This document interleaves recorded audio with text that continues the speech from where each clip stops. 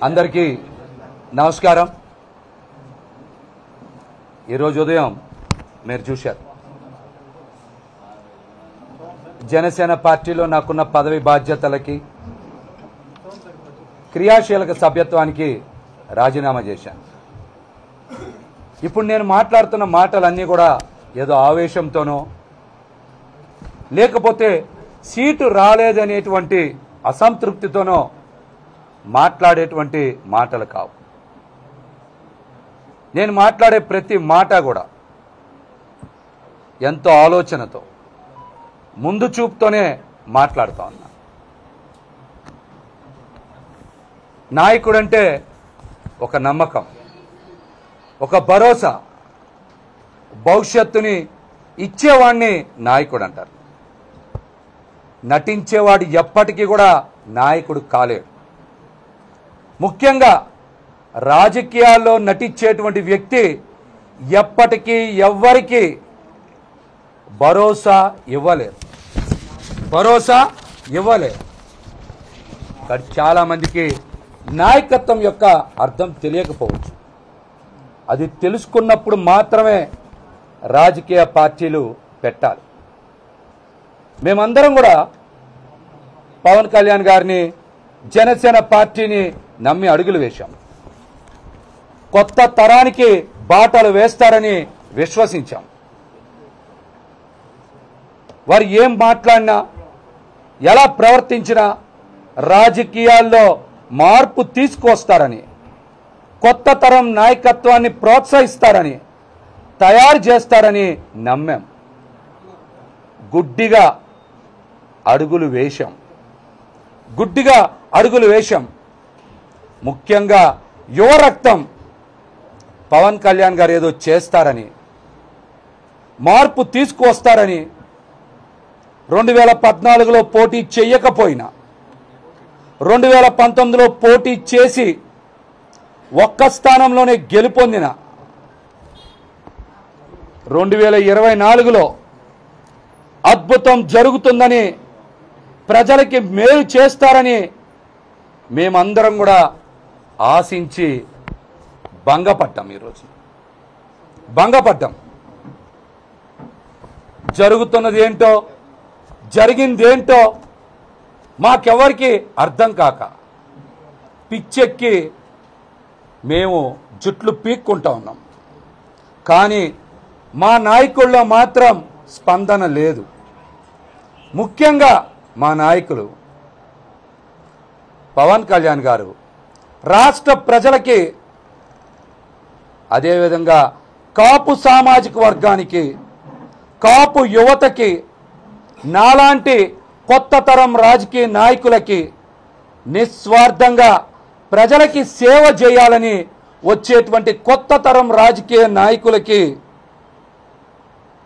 ఆయన సమాధానం చెప్పాలి. అలాగే ఇప్పుడు నేను చెప్తున్నటువంటి ప్రతి ఒక్కరు కూడా పవన్ కళ్యాణ్ గారి నిజస్వరూపం కూడా తెలుసుకోవాలి. ఆయన ఆలోచనలు ఏ విధంగా ఉంటాయి అని ప్రతి ఒక్కరు కూడా అర్థం చేసుకోవాలి. రాజకీయాల్లోకి ఎవరైనా సేవ చేయాలని వస్తారు, పేరు ప్రతిష్టలు సంపాదించాలని వస్తారు, 10 కాలాల పాటు ప్రజల హృదయాల్లో ఉండాలనుకుంటారు. కానీ మా నాయకుడిని చూసిన తర్వాత మేడి పండు చూడ మేలిమై ఉండను, పొట్ట విప్పి చూడ పురుగులుండను అన్నది. ఎవరైనా రాజకీయాల్లోకి వస్తే ప్రజల కోసం, భవిష్యత్తు కోసం మంచి చెయ్యాలని వస్తారు. కానీ మనం దేనికి వచ్చాం, ఎందుకు వచ్చాం, ఏం చెయ్యబోతా ఉన్నామని ఆయనకైనా అర్థమవుతుందో లేదో మాకైతే అర్థం కావట్లా. మేము నిలువెల్ల ఒక పాషాణ హృదయంతో ప్రయాణం చేస్తున్నామని, స్వార్థపరులతో ప్రయాణం చేస్తున్నామని అర్థం అవల. ఇన్నాళ్ళు ఇటువంటి స్వార్థ రాజకీయ ప్రయోజనాల కోసం పనిచేసే వ్యక్తితో ప్రయాణం చేశామా అని మా మీద మాకే జాలి దయతో పాటు అసహ్యం కూడా వేస్తున్నాయి. మా మీద మాకు అసహ్యం కూడా వేస్తున్నాయి. రాజకీయ పార్టీలు ఏర్పాటు చేశారంటే ఖచ్చితంగా ప్రజాస్వామ్యబద్ధంగా ప్రజలకి సేవ చేస్తారని, అందరికీ అండగా నిలబడతారని, అందమైన భవిష్యత్తుని ఇస్తారని నమ్ముతాం. కానీ ఏనాడు పార్టీ నిర్మాణం మీద కానీ, కేడర్ మీద కానీ, యువత మీద కానీ, వీర మహిళల భవిష్యత్తు మీద కానీ దృష్టి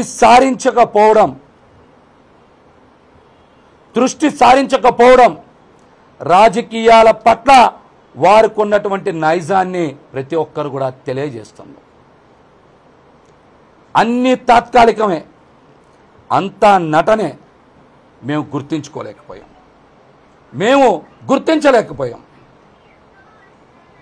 నమ్మి ఈ రోజున నట్టేట మునిగిపోతా ఉన్నాం. మేమందరం నమ్మి నట్టేట మునిగిపోయాం. ప్రజలు జనసేన పార్టీ నాయకుల కన్నా, జన సైనికుల కన్నా, వీర మహిళల కన్నా చాలా తెలివైన వాళ్ళు. మేమే అమాయకులం.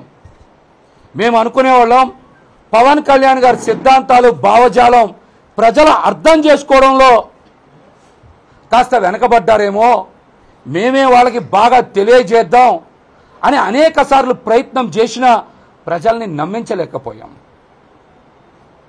ప్రజలకి పవన్ కళ్యాణ్ గారి గురించి బాగా తెలుసు. అందుకనే వారు 5 సంవత్సరాల ముందున్నారు మాకన్నా. ప్రజలు మాకన్నా 5 సంవత్సరాల ముందున్నారు. వాళ్ళు చాలా తెలివైన వాళ్ళు. అందుకనే 2019లోనే మమ్మల్ని ఓడించారు. మా పార్టీ అధ్యక్షులు పవన్ కళ్యాణ్ గారిని కూడా 2 చోట్ల చిత్తు చేశారు వాళ్ళు. అంటే ప్రజలు తెలివైన వాళ్ళ, పార్టీని నమ్మిన నాయకులు, వీర మహిళలు, సైనికులు తెలివైన వాళ్ళ? ముందు చూపు ఎవరికి ఉంది? మేము ఎంత నమ్మకం కలిగించాలని ప్రజల్లో ప్రయత్నం చేసినా నమ్మకం రాలేదంటే వారికి చాలా దూరదృష్టి ఉంది. ప్రతిసారి మాట్లాడే పవన్ కళ్యాణ్ గారు 25 కేజీల బియ్యం కాదు, 25 సంవత్సరాల భవిష్యత్తు కోసం పార్టీ అన్నారు కదా. పట్టుమని 25 సీట్లు కూడా ఎందుకు ఇవ్వలేకపోయారు? 25 రోజుల తర్వాత ఈ పార్టీ భవిష్యత్తు ఏంటి కనీసం మీరైనా చెప్పగలరా? పదే చెప్పేవాళ్ళు కదా, ఎక్కడ పడితే అక్కడ. 25 కేజీల బియ్యం కాదు, 25 సంవత్సరాల భవిష్యత్తు నేను అందిస్తా అన్నారు. 25 రోజుల తర్వాత జనసేన పార్టీ భవిష్యత్తు ఏంటో మీరు చెప్పగలరా? చెప్పగలరా? మాకైతే చాలా స్పష్టంగా అర్థమవుతుంది. 21 సీట్లతో రాష్ట్ర ప్రజలకి, జనసేన పార్టీకి మీరు ఏం భవిష్యత్తు ఇవ్వగలరు? ముందు దీని మీద సమాధానం చెప్పండి. రాష్ట్ర ప్రజలకి మంచి చేయడం పక్క నుంచి జనసేన పార్టీని నమ్ముకున్న, జనసేన పార్టీ ద్వారా రాజకీయ భవిష్యత్తుని కోరుకున్న వారికి మీరు సమాధానం చెప్పాలి. 21 సీట్లతో మీరు ఎవరికి భవిష్యత్తు ఇస్తారు? 25 సంవత్సరాల భవిష్యత్తు ఇవ్వగలరా? కనీసం ఆ నమ్మకం మీకన్నా ఉందా? మేమందరం జనసేన పార్టీలో ఇష్టపడి, కష్టపడి పనిచేశాం. మీ స్వార్థానికి మా కుటుంబాలన్నీ బలైపోతా ఉన్నాయి. మీకు మమ్మల్ని చూసి నవ్వులాటగా ఉండొచ్చు, కానీ మా కుటుంబాలు కన్నీరు కారుస్తున్నాయి. చాలాసార్లు అనుకున్నాం, మీకు తెలియక పార్టీలో ఎవరు పడితే వారి ఇష్టానుసారం నిర్ణయాలు తీసుకుంటున్నారు, మీకు తెలియనివ్వడం లేదని, మీ దగ్గరకు మమ్మల్ని రానియడం లేదని అపోహపడ్డాం. ఆ పనులన్నీ మీ ఆదేశానుసారమే మీరు చెప్పినట్టే వాళ్ళందరూ చేశారని మేము అర్థం చేసుకోలేకపోయాం.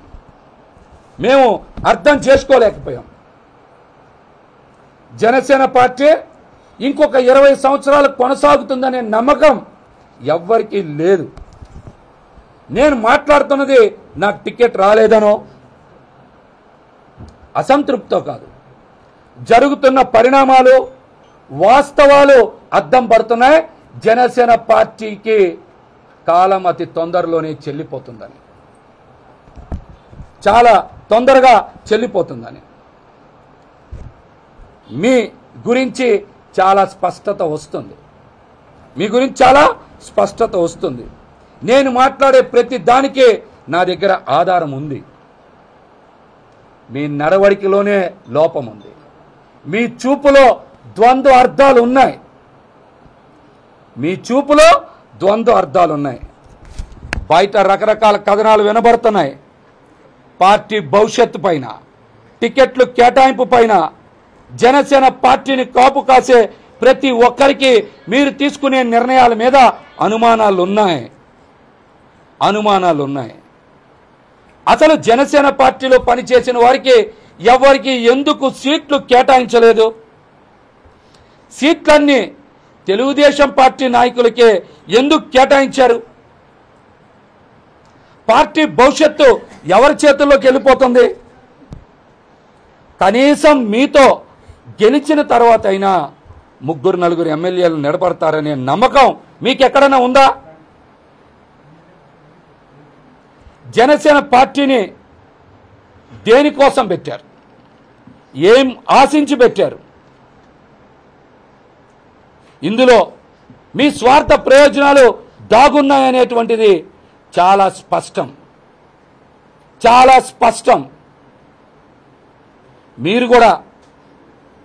మీరు కూడా జనసేన పార్టీని దేనికోసం పెట్టారు, ఎవరి కోసం పెట్టారు, ఎందుకోసం పెట్టారని రాష్ట్ర ప్రజలతో పాటు జనసేన పార్టీలో 40 లక్షల మంది క్రియాశీలక సభ్యులకు కూడా మీరు సమాధానం చెప్పాలి.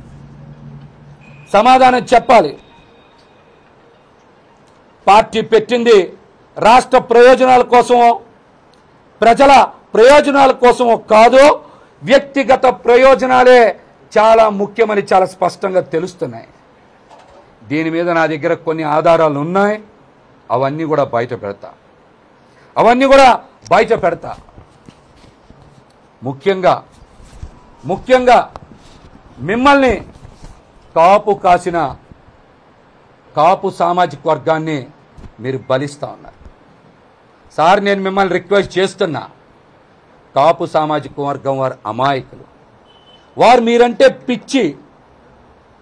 మీరు ఏం చేసినా వాళ్ళు మీకు మద్దతు ఇస్తున్నారనేటువంటి ఒక అవకాశవాదాన్ని తీసుకొని వాళ్ళని బలి చేయొద్దు, కాపు యువతని నాశనం చెయ్యొద్దని మిమ్మల్ని నా కన్నీటితో అభ్యర్థిస్తున్నా.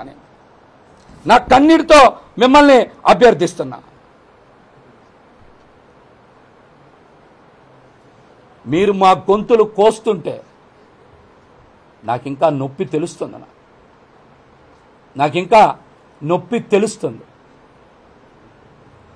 మీరింకా మా గొంతులు కొయ్యడం ఆపాలి.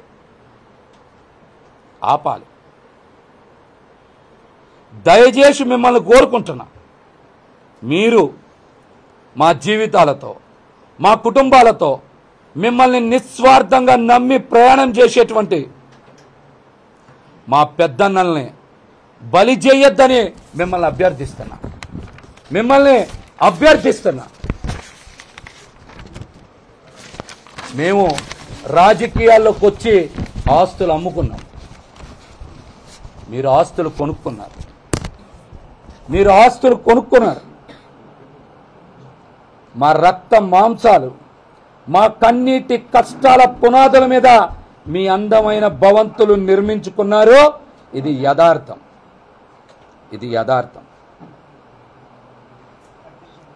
దీనికి కూడా కొన్ని ఆధారాలు ఉన్నాయి.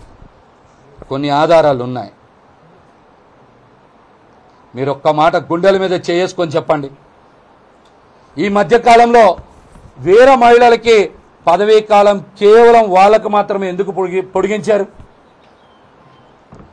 జిల్లా అధ్యక్షులకో, నగర అధ్యక్షులకో, రాష్ట్ర కమిటీకో, పొలిటికల్ అఫైర్స్ కమిటీకో మీరు ఎందుకు వాళ్ళ యొక్క పదవీ కాలాన్ని పొడిగించలా? ఎందుకు పొడిగించలా? వీర మహిళల్ని కూడా మోసం చేయాలని మీకు ఎలా అనిపించింది సార్? చెప్పండి సార్. మీరు వీర మహిళలను కూడా మోసం చేయాలని మీకు ఎలా అనిపించింది సార్? వరుసగా కాకినాడ మేయర్ సరోజ్ గారు కానీ, అదేవిధంగా విశాఖపట్నంలో ఒక ఎమ్మెల్సీ, మహిళా ఎమ్మెల్సీ గారు కానీ, శేషకుమారి గారు కానీ వరుసగా బయటకు వచ్చి జనసేన పార్టీలో జరుగుతున్నటువంటి అక్రమాలని, బ్రోకర్ల గురించి మాట్లాడుతుంటే ప్రజల్ని పక్కదారి పట్టించడానికే కదా మీరు 10 మంది మహిళల్ని పిలిచి వీర మహిళలకి పదవీ కాలాన్ని పొడిగించారు. అంతకు ముందు ఎప్పుడు గుర్తు రాలేదే మీకు? అంతకు ముందు ఎప్పుడు వాళ్ళని పిలిచి ఫోటోలు దిగలేదే? మహిళా దినోత్సవం రోజు కూడా మీరు వాళ్ళని కలవలేదే? వాళ్ళతో ఫోటోలు దిగలేదే? మొన్న చాలా మంది మహిళా నాయకులు బయటకు వచ్చి జనసేన పార్టీ మీద వరుసగా విమర్శలు చేస్తున్నారు కదా సార్. మీరు ప్రజల్ని పక్కదారి పట్టించాలి, మహిళల్ని ఏమార్చాలి అని మిమ్మల్ని నిస్వార్థంగా ప్రేమించిన వాళ్ళకు కూడా 4 కాగితాలు ఇచ్చి ఈ సమయంలో మోసం చేసిన మాట నిజం కాదా? మోసం చేసిన మాట నిజం కాదా? మీ ట్విట్టర్లో స్వయంగా 20/4/2018 మీ ట్విట్టర్లో స్వయంగా 20/4/2018 మీ కన్న తల్లిగారైన అంజనమ్మ గారిని ఒక ప్రముఖ ఛానల్తో పాటు సుజనా చౌదరి గారిని ఆయన బినామీ ఆ ఛానల్కి ఫండింగ్ చేస్తూ ఉన్నాయి. నా తల్లిని దూషించారు, మీరు తప్పనిసరిగా తీవ్ర పరిణామాలు ఎదుర్కోవాల్సి వస్తుందని హెచ్చరించారు కదా. అటువంటి వ్యక్తికి, మీ తల్లిగారిని దూషించినటువంటి వ్యక్తికి మీరు టికెట్ ఇప్పించి ఆయన గెలుపులో భాగస్వామ్యం అవుతామని మీరు హామీ ఇచ్చారంటే మిమ్మల్ని ఏమనుకోవాలి? మిమ్మల్ని ఏ విధంగా చూడాలి? మిమ్మల్ని ఏ విధంగా చూడాలి? కన్న తల్లిని విమర్శించి పచ్చ నోట్లు పడేస్తే, పచ్చ నోట్ల కట్టలు పడేస్తే అన్నీ మర్చిపోతారా? అన్నీ మర్చిపోతారా? మీరు కూడా చెప్పుకోవాల్సి వస్తుంది దీనికి సమాధానం. ఈ అంశానికి కూడా మీరు సమాధానం చెప్పుకోవాల్సి వస్తుంది.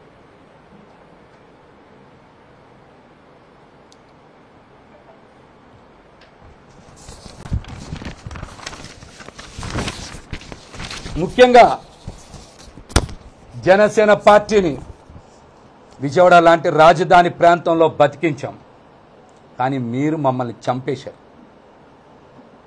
జనసేన పార్టీ జెండా ఉనికి లేదు, గాజు గ్లాస్ గుర్తు లేదు, జన సైనికులకి ఆవేదనని పట్టించుకునే నాదుడే లేడు. గతంలో మీరు చాలా ప్రసంగాల్లో మాట్లాడారు కదా, తెలుగుదేశం పార్టీ మనకి పొత్తులో 10-15 సీట్లు కుక్క బిస్కెట్లు పడేస్తున్నట్టు పడేస్తే మనం తీసుకోవాలా అని మీరు మాట్లాడారు కదా. నేడు తెలుగుదేశం పార్టీకి 144 స్థానాలతో పాటు జనసేన పార్టీలో ఉండేటువంటి 10 స్థానాలు అంటే 154 స్థానాలు మీరే పడేశారా? లేకపోతే తెలుగుదేశం పార్టీయే మనకి ఒక కుక్క బిస్కెట్ లాగా 10 స్థానాలు పడేసిందా? దానికోసం మీరేమన్నా బిస్కెట్లు తీసుకున్నారా? ఏం బిస్కెట్లు తీసుకున్నారో కూడా సమాధానం చెప్పాలి. ఆ వీడియో కూడా కావాలంటే మీకు పంపిస్తా. మీరు మాట్లాడినయే ఇవన్నీ మీరు మాట్లాడినయే, నేను ఎక్కడా మాట్లాడినవి కావు. అసలు భారతీయ జనతా పార్టీ సీట్లు అడిగింది తెలుగుదేశం పార్టీని కదా, సీట్లు సర్దుబాటు చేయాల్సింది తెలుగుదేశం పార్టీ కదా. జనసేన పార్టీని కాదు కదా. మరి జనసేన పార్టీ ఎందుకు త్యాగం చేయాలి, దేనికి త్యాగం చేయాలి, ఆ అవసరం ఏమొచ్చింది?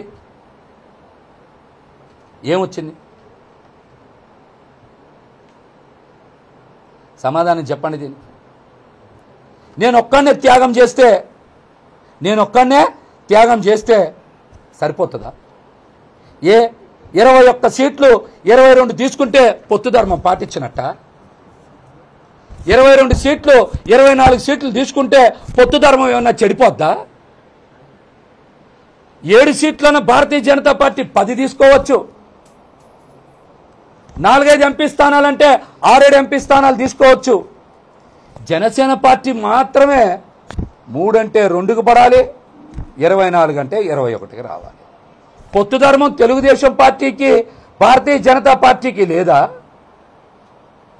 ఒక్క జనసేన పార్టీకి, పవన్ కళ్యాణ్ గారికి, జనసేన నాయకులకేనా పొత్తు ధర్మం అంటే?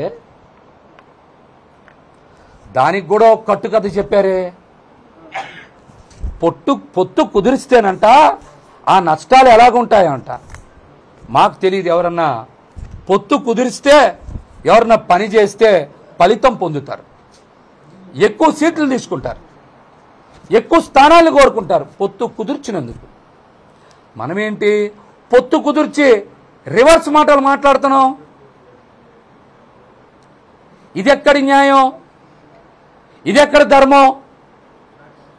ప్రకృతిలో ఎక్కడైనా అలా జరుగుద్దా? దాని పేరు త్యాగం అంటారా? అంటే పార్టీ భవిష్యత్తు మీద మీకు దృష్టి లేదా?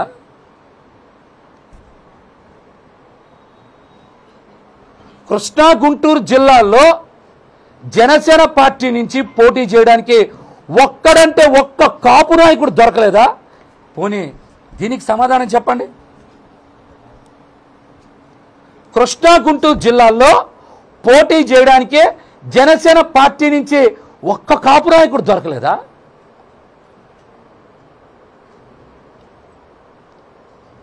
చెప్పమనండి దీనికి. అన్ని పార్టీలు విధేయతకి పట్టం కడితే జనసేన పార్టీకి విధేయతగా ఉంటే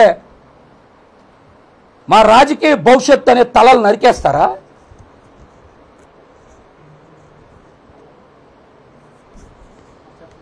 కసాయి వాడి కన్నా ఎక్కడైనా కనికరం ఉంటుంది, కానీ కష్టపడి మిమ్మల్ని అందరూ వదిలేసిన, మిమ్మల్ని ఎన్ని విమర్శలు చేసినా, మిమ్మల్ని పట్టించుకోకపోయినా మీ పట్ల విధేయతతో, నిబద్ధతతో ఉన్నందుకు కనీసం మా మీద కనికరం లేదే.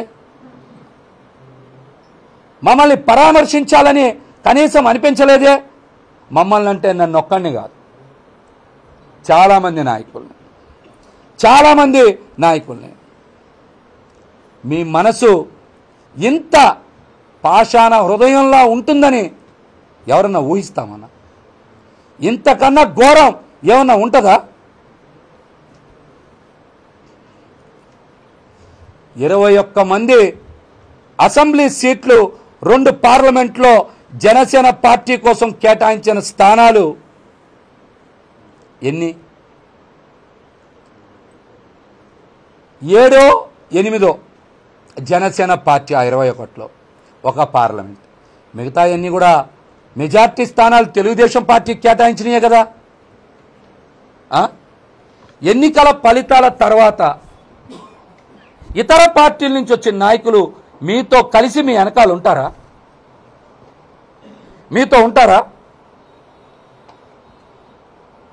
తెలుగుదేశం పార్టీకి మద్దతు ఇస్తారా? అంటే ఇదంతా కూడా మ్యాచ్ ఫిక్సింగే కదా. ఇది చాలా స్పష్టంగా అర్థమవుతుంది కదా. రేపు తెలుగుదేశం పార్టీ నుంచో ఇతర పార్టీల నుంచి వచ్చిన నేతలు మీకు మద్దతు ఇవ్వకుండా తెలుగుదేశం పార్టీ తరపున అసెంబ్లీలో సంతకాలు పెట్టి జనసేన పార్టీని ఆ పార్టీలో విలీనం చేస్తే మీరు అడ్డుకోగలరా?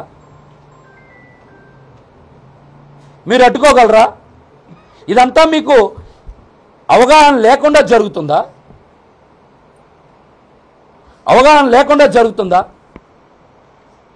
మీరు ఇచ్చే టికెట్లన్నీ తెలుగుదేశం పార్టీ నాయకులకు తెలిసే ఇస్తున్నారంటే ఇది మ్యాచ్ ఫిక్సింగ్ కాదా?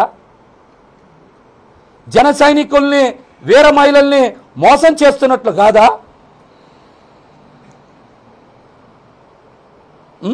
మోసం చేస్తున్నట్లు కాదా? ఖచ్చితంగా రాబోయే 6 నెలల్లోనో 12 నెలల్లోనో జనసేన పార్టీ అడ్రస్ గల్లంత అవుతుంది. అది మీ చేతుల్లో నుంచి కావాలనే తెలుగుదేశం పార్టీ చేతికి ఇచ్చేశారు. ఖచ్చితంగా జనసేన పార్టీ ప్రజారాజ్యం పార్టీ 2 అయి తీరుతుంది.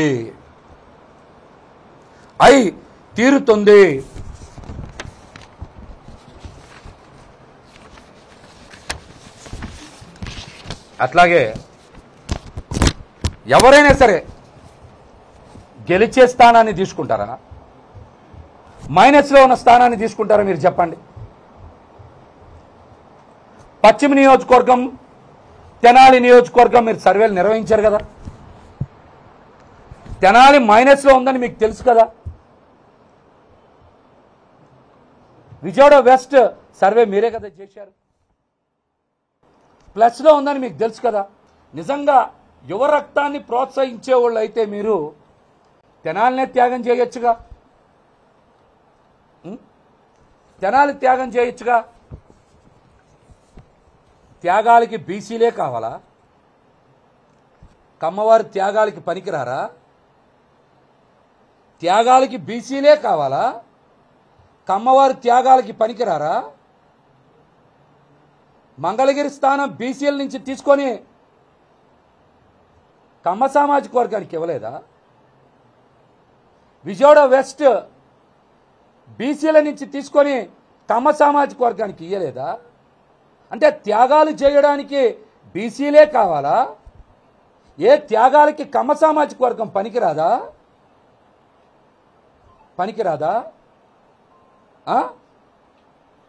పోనీ పశ్చిమ నియోజకవర్గం సీటు పెత్తందారులకో క్యాపిటలిస్టులకో కాకుండా మీరు ఏ బలహీన వర్గాలకో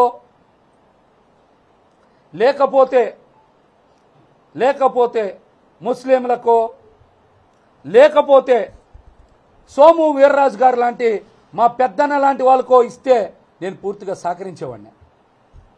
సహకరించేవాడిని, కష్టపడి పనిచేసేవాడిని. కానీ మీరు సీట్ ఇచ్చింది ఎవరికి? సీటు కేటాయింపులో మీరు మద్దతు ఇచ్చింది ఎవరికి? స్వయంగా మీ తల్లి గారిని దూషించిన ఛానల్కి, పెట్టుబడులు సమకూర్చిన సుజనా చౌదరి గారికి. ఈ మాట నేను చెప్పాలా, మీరే ట్విట్టర్ వేదికగా చెప్పారు. ట్విట్టర్ వేదికగా మీరే చెప్పారు. రాష్ట్రంలో పద్మశాలీలకి తెలుగుదేశం పార్టీ కూడా ఎక్కడ ఎందుకు సీటు కేటాయించాలా? మంగళగిరి స్థానం తీసుకున్నారు కదా, మరొక దగ్గర కేటాయిస్తే బాగుండేది కదా. మరి ఇంకెవరికి ఎక్కడ పద్మశాలీలకి ఒక్క సీటు కూడా ఎందుకు కేటాయించాలా? అంటే త్యాగాలకి మళ్ళీ బీసీలే కావాలా? పోనీ గుంటూరు జిల్లాలో పోటీ చేయడానికి ఒక్క నాదెండ్ల మనోహరే ఉన్నారా? అక్కడ ఒక్క కాపు కానీ, ఒక బీసీ కానీ, ఒక ముస్లిం కానీ, ఒక ఎస్సీ కానీ, ఒక ఎస్టీ కానీ జనసేన పార్టీలు ఎవరు పనికిరాలేదా? ఇది ఎక్కడి సామాజిక న్యాయం? ఇది ఎక్కడి సామాజిక న్యాయం? విజయవాడ వెస్ట్లో బీసీలు, ముస్లింలు, ఇతర వర్గాలు త్యాగం చేస్తే అసలు ఈ నియోజకవర్గానికి సంబంధం లేనటువంటి కమ్మ సామాజిక వర్గం వారు పోటీ చేస్తే మేమే త్యాగాలు చేయాలి, మా బీసీలే త్యాగం చేయాలి. దీన్ని పొత్తు ధర్మం అనాలి, దీన్నే పొత్తు ధర్మం అనాలి. అంతేనా? ఇది పోనీ న్యాయమేనా? చెప్పండి, ఇది న్యాయమేనా? నేను చాలా స్పష్టంగా చెప్తున్నా ఇంకో మాట కూడా. మా పార్టీ సిద్ధాంతాలని పవన్ కళ్యాణ్ గారు పాటించట్లేదు. కులాల మధ్య గొడవలు పెట్టాలని చూస్తున్నారు. అందుకనే కావాలని ఒక సామాజిక వర్గానికే సీట్లు కేటాయించి బీసీలని దూరంగా పెట్టారు. ఇది రాజకీయ కుట్రలో భాగమే. ఎందుకో తెలుసా? పవన్ కళ్యాణ్ గారు పొత్తు ధర్మంలో భాగంగా తీసుకున్న 24 సీట్లని 3 ఎంపీ సీట్లని కాపు సామాజిక వర్గం ఎక్కడా హర్షించలా, మద్దతు ఇవ్వాలా. పవన్ కళ్యాణ్ గారిని తీవ్ర స్థాయిలో విమర్శలు చేశారు. వారు ఏంటి ఇటువంటి నిర్ణయం తీసుకున్నారని వారు ఆవేదన వ్యక్తం చేశారు. సోషల్ మీడియాలో కానీ బహిరంగంగా కానీ పవన్ కళ్యాణ్ గారి మీద పెద్ద ఎత్తున విమర్శలు చేశారు. 24 సీట్లు తీసుకోవడం పొత్తు ధర్మం కాదు, పార్టీ భవిష్యత్తు ఇబ్బందుల్లోకి నెట్టివేయబడుతుంది, మీరు తీసుకున్న నిర్ణయం తప్పు అని ముక్త కంఠంతో కాపు సామాజిక వర్గంలో చాలా మంది వ్యతిరేకించారు. కాపులు దూరం అయ్యారు, కాపులు మద్దతు ఇవ్వట్లేదు. కాపులు మద్దతు ఇవ్వకపోతే ఓటు బ్యాంక్ మనకి రాదు. ఓటు బ్యాంక్ మనకి రాకపోతే మన ఆర్థిక ప్రయోజనాలు దెబ్బతింటాయి, నాకు రావాల్సిన ఆర్థిక వనరులు దెబ్బతింటాయనే పవన్ కళ్యాణ్ గారు కులాల మధ్య గొడవలు పెట్టాలనే ఒక కుట్రకి తెరలేపారు. అందుకనే బీసీ సామాజిక వర్గానికి ఎక్కడా సీట్లు కేటాయించలేదు. స్వయంగా ఆయన నోటితో చెప్పినప్పుడు 2023 మార్చి 11 అనుకుంటా ఆ రోజున ఆయన నోటితో చెప్పిన ఏ ఒక్క బీసీ నాయకుడికి సీటు ఇవ్వాలా, ఒక్క నాయకుడికి తప్పించి. ఇది కులాల మధ్య గొడవ పెట్టే కుట్రలో భాగంగానే ఇటువంటి పని చేశారు. బీసీలందరూ బయటకు వస్తారు, గట్టిగా మాట్లాడతారు. కాబట్టి వాళ్ళ మధ్య మా పెద్దన్నలకి మాకు మధ్య గొడవ పెట్టి రాజకీయంగా లబ్ధి పొందాలి, దూరమైన కాపుల్ని దగ్గర చేర్చుకోవాలనే కుట్ర ఇందులో స్పష్టంగా దాగుంది. ఈ కుట్రలో ఎవ్వరు కూడా పడద్దు. దయచేసి అందరూ సావధానంగా ఆలోచించండి.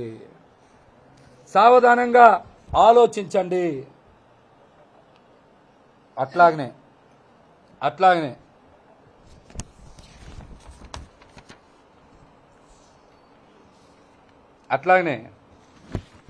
మీకు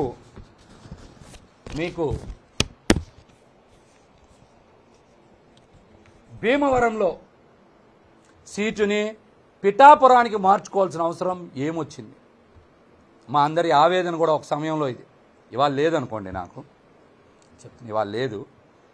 గెలిచే భీమవరం స్థానాన్ని మీరు పిఠాపురం దేనికి మార్చుకోవాల్సి వచ్చింది?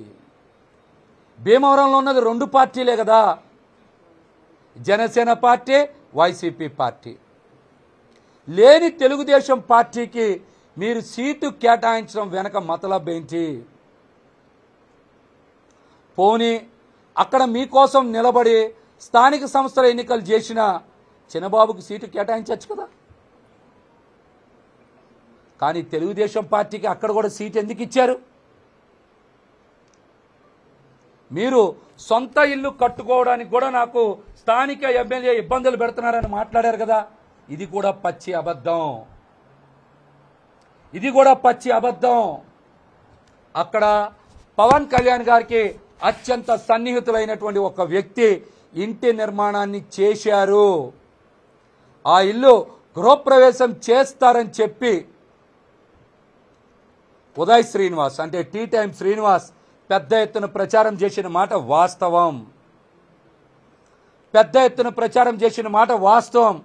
మరి అట్లాంటి స్థానాన్ని వదులుకొని ఈ రోజున పిఠాపురం వెళ్ళి మనం గెలిపించండి అని మనం వేరే పార్టీ నేతని అభ్యర్థించాల్సిన కర్మ ఎందుకు పట్టింది?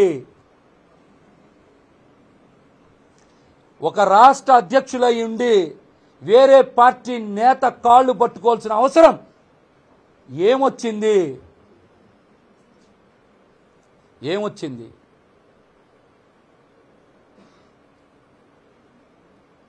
ఏమొచ్చింది? సాయంత్రం మళ్ళీ మా చిన్నబాబు గారు చెప్పచ్చు, రోజు మేము ఇద్దరం పక్కనే కూర్చునే వాళ్ళం ప్రతి మీటింగ్లో కూడా.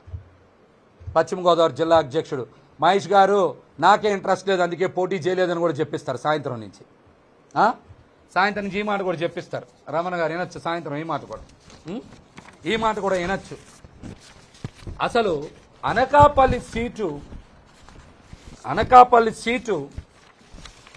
మనం ఎందుకు వదిలేసుకున్నాం? అనకాపల్లి సీటు ఎందుకు వదిలేసుకున్నాం? అక్కడ నాగబాబు గారు పోటీ చేస్తారని కూడా అందరూ మాట్లాడుకున్నారు. నాగబాబు గారు కూడా అక్కడ వారం రోజులు ఉన్నారు కదా. మరి అంత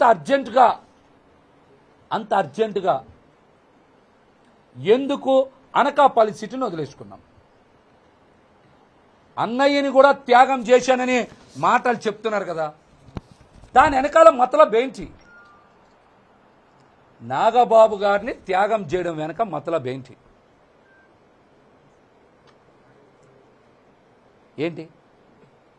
వారం రోజులు నాగబాబు గారు ఉన్నారు కదా అక్కడ. ఆ ప్రాంతంలో ఒక నేత, అనకాపల్లిలో పెద్ద ఎత్తున కంపెనీలు ఉన్నాయి, ఆ కంపెనీల దగ్గర ఫండ్స్ వసూలు చేయాలని నిర్ణయించుకొని కొన్ని కంపెనీలకి ఫోన్ చేశారు, కొంత డబ్బు వసూలు చేశారు.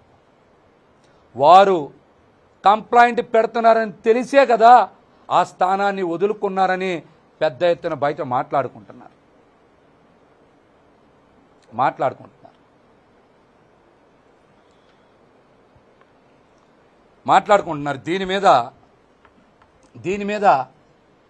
దీని మీద వాస్తవాలు బయటికి వెల్లడించాలి.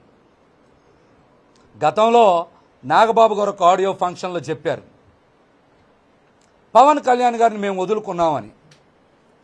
ఇవాళ మీరు నాగబాబుని వదులుకున్నారు. దీన్ని త్యాగం అంటారా? పొత్తు ధర్మం అంటారా? ఆడియో ఫంక్షన్లో నాగబాబు గారు చెప్పారు కదా, చాలా గట్టిగా మాట్లాడారు. ఇవాళ మీరు నాగబాబు గారిని వదులుకున్నారు. దీన్ని పొత్తు ధర్మం అంటారా? ఎక్కడైనా దీన్ని పొత్తు ధర్మం అంటారా? చెప్పండి, ఎక్కడైనా పొత్తు ధర్మం అంటారా దీన్ని? చెప్పండి. నాదెండ్ల మనోహర్ గారని ఒక వ్యక్తికి జనసేన పార్టీ బస్సునిచ్చారు. ఆయన డ్రైవింగ్ ఎక్కడా సరిగ్గా చేయలే. ఈ 5 ఏళ్లలో జనసేన పార్టీ బస్సుని పెద్ద కొండ గుద్ది మొక్కలు చేశాడు ఆయన.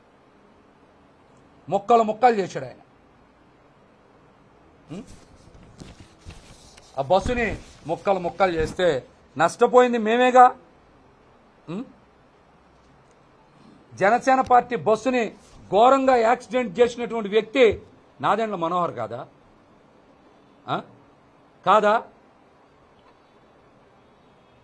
5 సంవత్సరాల సుదీర్ఘ సమయంలో పార్టీని ఎందుకు మనం నిర్మాణం చేయలేకపోయాం? 7 జిల్లాల్లో పార్టీ అసలు ఎందుకు నిర్మాణం కాలా? ఏమన్నంటే కేడర్ మీద ఇష్టం వచ్చినట్టు మాట్లాడటమే చెల్లిపోతుంది మీకు.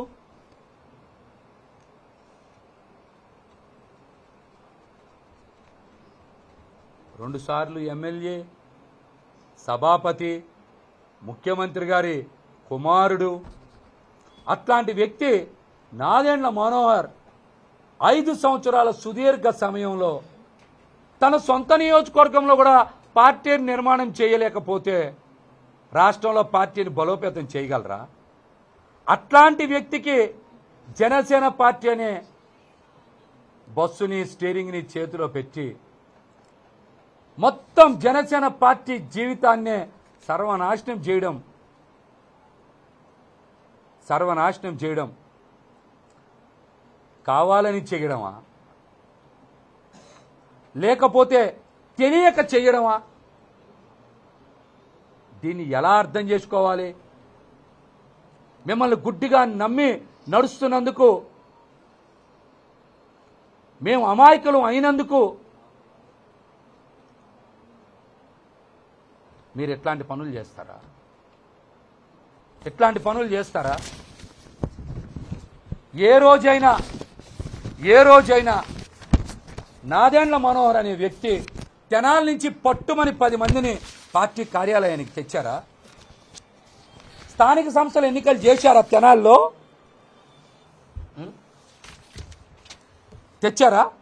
కొన్ని స్థానిక సంస్థల ఎన్నికలు చేశారా? నాయకత్వాన్ని తెనాల్లో ఎక్కడైనా బలపరిచారా? వీటికి సమాధానం చెప్పండి. మీరు వీటికి సమాధానం చెప్పండి. జనసేన పార్టీలో నిబద్ధతకి విలువ లేదా? అన్నిటికీ మించి నిజాయితీతో మీతో ప్రయాణం చేస్తే మీరు నమ్మరా? వేరే పార్టీల్లో విధేయతకి పట్టం కడితే జనసేన పార్టీలో విధేయతకి ఉరితాడేశారు. వాళ్ళు పట్టం కట్టారు, మీరు ఉరితాడేశారు. విధేయతకి పట్టం అంటే తంగిరాల స్వామి గారి దగ్గర డబ్బులున్నాయా? కొలికలపూడి శ్రీనివాస్ గారి దగ్గర డబ్బులున్నాయా? కాగితపు కృష్ణప్రసాద్ గారి దగ్గర డబ్బులున్నాయా? వర్ల కుమార్ రాజా గారి దగ్గర డబ్బులున్నాయా? చాలా మంది దగ్గర డబ్బులు లేవు కదా. పార్టీ కోసం నిలబడి విధేయత చూపించినందుకే కదా టికెట్లు ఇచ్చారు వాళ్ళకి. మరి జనసేన పార్టీలో విధేయత చూపిస్తే కనీసం మాకు టికెట్లు కాదు కదా, మమ్మల్ని పట్టించుకునే నాదుడే ఎందుకు లేడు? మాతో పిలిచి మాట్లాడే తీరిక ఓపిక లేనప్పుడు మీరు పార్టీలు ఎందుకు పెట్టడం?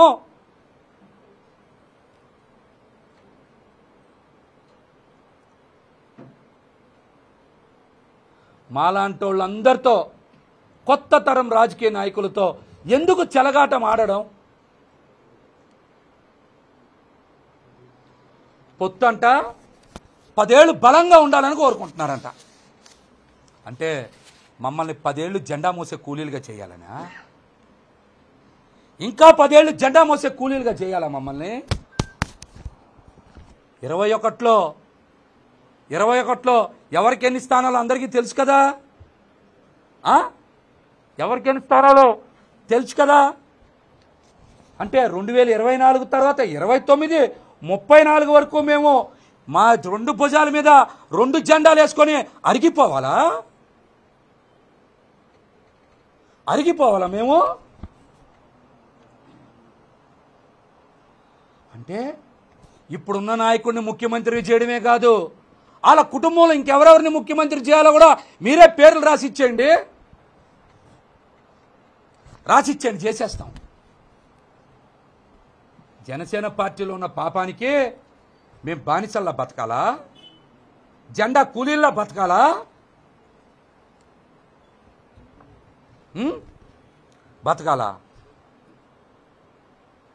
మీరు చెప్పండి, ఎవరు ముఖ్యమంత్రి కావాలో, వాళ్ళ తర్వాత ఎవరు కావాలో, వాళ్ళ తర్వాత ఇంకెవరు కావాలో చెప్తే జన సైనికులందరం జెండా మోసే కూలీలుగా సిద్ధంగా ఉంటాం. ముందే చెప్పారు, స్థానిక సంస్థల ఎన్నికల్లో పొత్తులో భాగంగా జనసేన పార్టీ 1/3 వంతు సీట్లే తీసుకుంటారంట. ఆ 1/3 వంతు సీట్లలో మళ్ళీ భారతీయ జనతా పార్టీకి 50% ఇవ్వాలంట. అంటే ఒక నియోజకవర్గంలో 21, 22 డివిజన్లు ఉంటే జనసేన పార్టీకి వచ్చే స్థానాలు ఎన్ని అవుతాయి? 3, 4 అవుతాయి.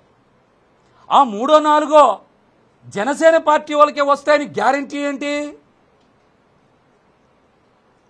ఇప్పుడులాగే వేరే పార్టీ నేతలు వచ్చి కండువా కప్పుకుంటే ఆ 3, 4 కూడా ఆ పార్టీ వాళ్ళకే కదా ఇస్తారు. మళ్ళీ అసెంబ్లీ సీట్లే మీరు ఇవ్వలేదు కదా, రేపు కార్పొరేషన్లోనో పంచాయతీల్లోనో ఇంక ఇస్తారా సీట్లు? ఇస్తారా? అసలు జనసేన పార్టీ వాళ్ళని రాణిస్తారా?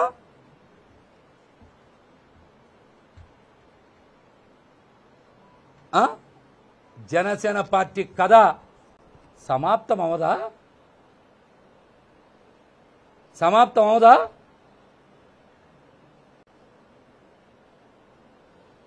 మమ్మల్ని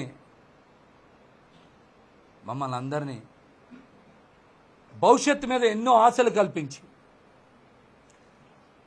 మీలో ఒక చెగోవీరం చూసుకున్నాం, ఒక ఉద్యమకారుని చూసుకున్నాం. మీరు నిలబడతారనుకున్నాం.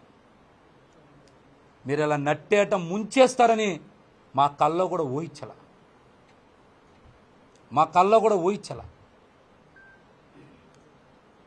యువత భవిష్యత్తుకి మీరు అండగా నిలబడతారనుకున్నాం. మా కళల్ని ఇలా కాల రాసేస్తారని తెలిస్తే మీతో ఎందుకుంటాం?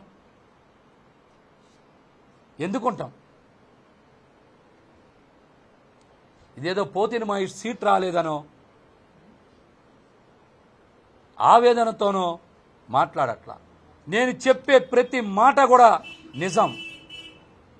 నేను చెప్పే ప్రతి మాట మీరు విశ్లేషణ చెయ్యండి. నా మీద సాయంత్రం నుంచో రేపటి నుంచో చాలామంది ప్రెస్ మీట్లు పెట్టచ్చు, ఇష్టానుసారం మాట్లాడచ్చు. ఇంకా మాట్లాడతా. నాదెండ్ల మనోహర్ లాంటి వ్యక్తి పశ్చిమ నియోజకవర్గంలో ఎవరెవరితో ప్రెస్ మీట్లు పెట్టిస్తున్నారో తెలుసు. వస్తా తెనాలి, పెడతా అక్కడే ప్రెస్ మీట్, అక్కడే మాట్లాడతా. చాలా వాస్తవాలు ఇంకా ఉన్నాయి, బయట పెడతా. అవలా ఇంకా అవలా. చివరగా ఒకే ఒక్క మాట, దేనికి నాకు భయం లేదు. నేను చెప్పేయన్నీ నిజాలే అని నేను సంపూర్ణంగా నా గుండె మీద చెయ్యేసుకొని చెప్పగలను.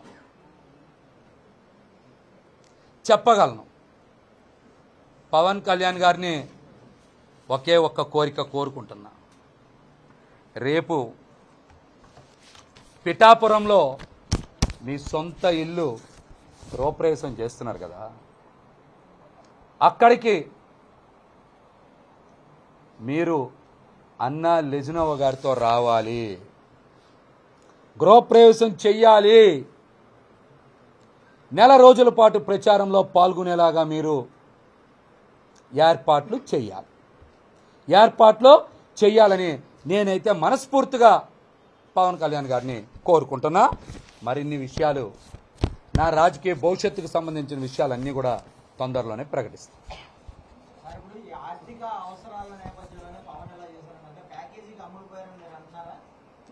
తెలుస్తాయి మీకు, అన్ని ఆధారాలతోనే ఇస్తా. మీకు అన్ని ఆధారాలే బయట పెడతా. అప్పుడే ఎక్కడ రేపు ఒక్కరోజే కదా ఉగాది ఉంది, అవగానే మళ్ళీ మాట్లాడతా.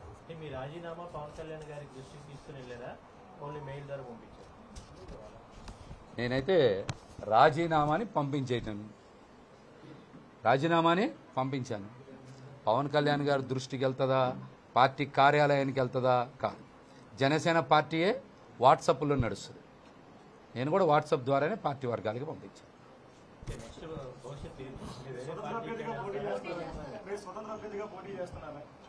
చెప్తా అన్నీ 2 రోజుల్లో మీకు తెలుస్తాయి.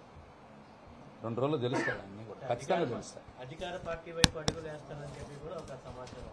అదే తప్పేముంది, వేయకూడదా?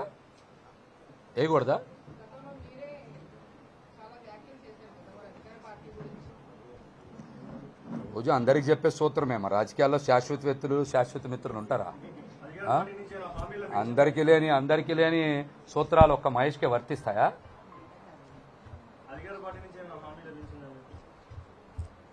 నిస్వార్థంగా, నిజాయితీగా జనసేన పార్టీకి పనిచేస్తే మాకేం లభించింది? విజయ్ గారు ఏం లభించింది?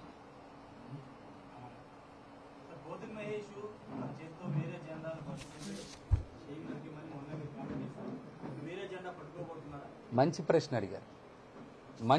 అడిగారు. రాజధానిలో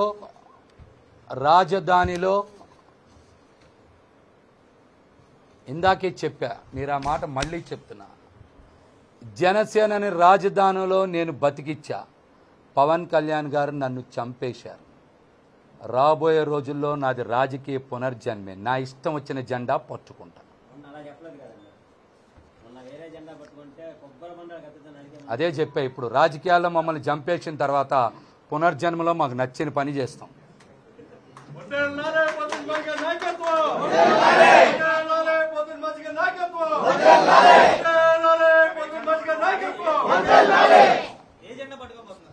అన్నీ తెలుస్తాయి 2 రోజుల్లో.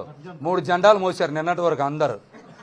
ఇంకేమో పెద్ద మ్యాటర్ ఏముంది, అంత ముందో 3 మోసాం, 6 మోసాం, ఇంతకన్నా ఏం మోయాలి?